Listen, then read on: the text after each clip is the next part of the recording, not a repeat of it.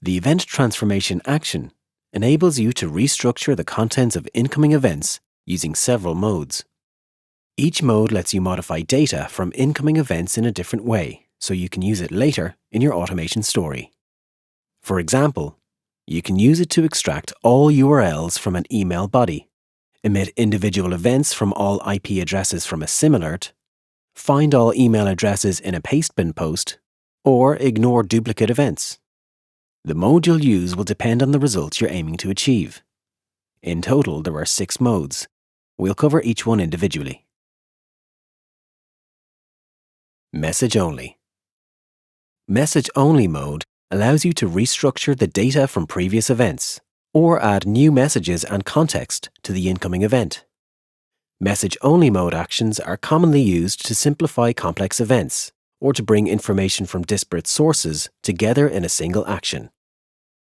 You can insert text or a JSON object in a custom field name. Use liquid templating to modify the values. For example, you may wish to get the hash value of some text or object. Events emitted by a message-only mode action simply contain the data specified in the action configuration. Extract mode. With extract mode, you can use regular expressions to locate and extract specific text from fields in incoming events. Define an array of regular expression configuration blocks to match text in incoming events. In the path field, specify the wrapped JSON path for the field containing text to extract. In the regex field, specify the regular expression to be used to extract text. And in the to field, specify the name of the field where the matches should be stored. For example, say I want to extract all the numbers in this field from an incoming event.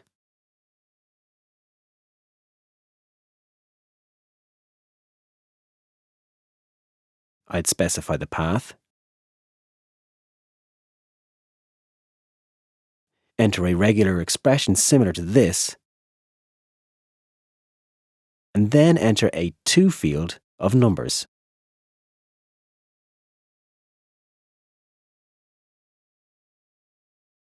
You'll find dozens of pre-built action templates configured with common regular expressions. You can find these by simply searching extract. Deduplicate mode. Deduplicate mode actions will only emit an event if an incoming event contains a unique value. You can use it to ignore alerts you've seen before or suppress notifications for a certain period. You can deduplicate by comparing the incoming event to a specific number of previous events, or by comparing the incoming event to events received during a specific period, for example, the last 24 hours. In both cases, you'll need to define a path for the value in the incoming events, which should be used to determine its uniqueness, using a lookback field or period field. In this story, we're retrieving alerts from an external API. We only want to process each alert once, so we'll deduplicate based on the alert ID field.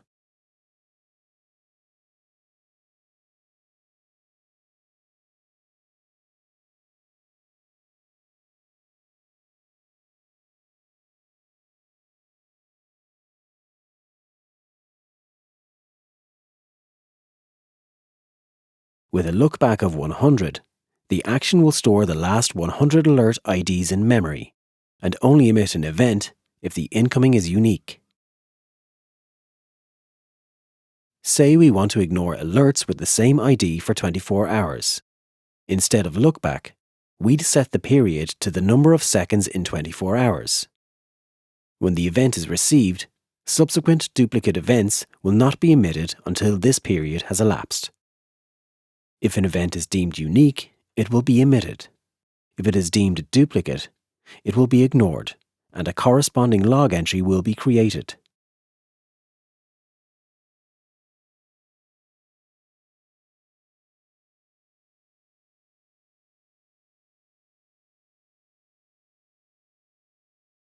The optional field, Emit Duplicate, can be set to true to always emit an event regardless of uniqueness.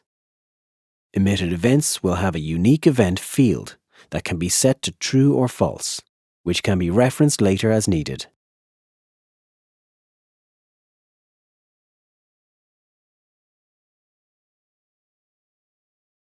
If we need to be more precise with our deduplication criteria, we can combine paths. For example, in this story, we are receiving notifications of failed logins. I want to deduplicate notifications where the user ID and IP address are the same.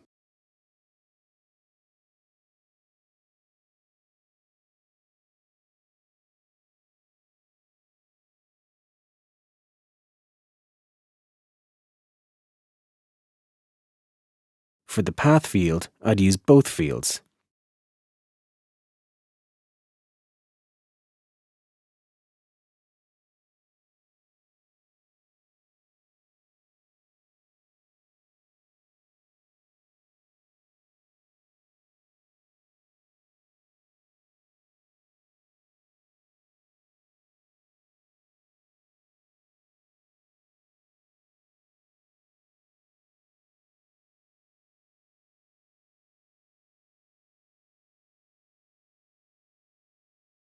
Delay mode.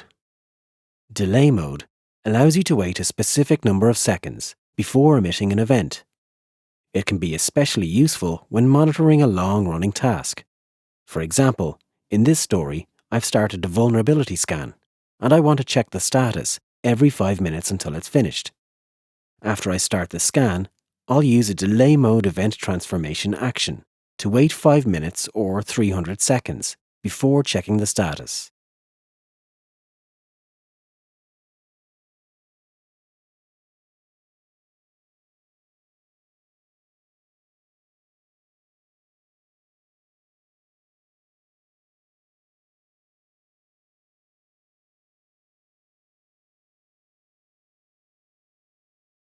Of course, if the scan is still in progress, I can continue to wait longer between each check.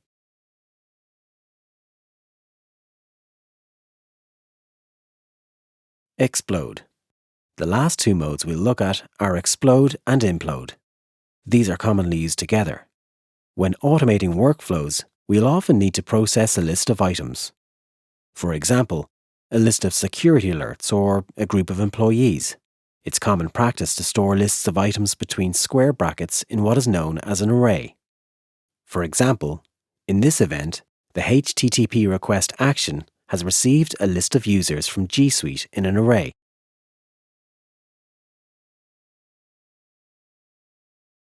Notice the square brackets around the users?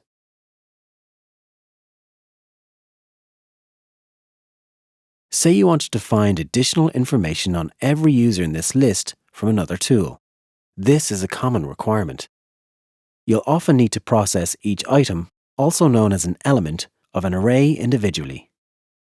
In Tines, we use an explode mode event transformation action to emit individual events for every element of an array.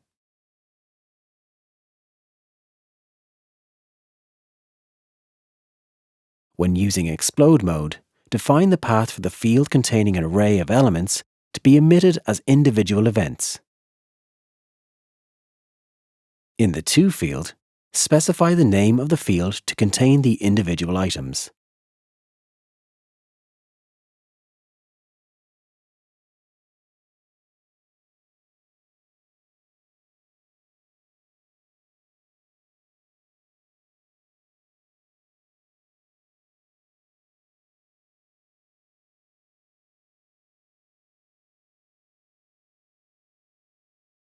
Finally, implode mode lets you reassemble a previously exploded array into a single event. You might want to do this so you can create a ticket after all elements have been enriched. When an array is exploded, each emitted event will contain GUID and size fields. We'll use these as the criteria for which to implode events.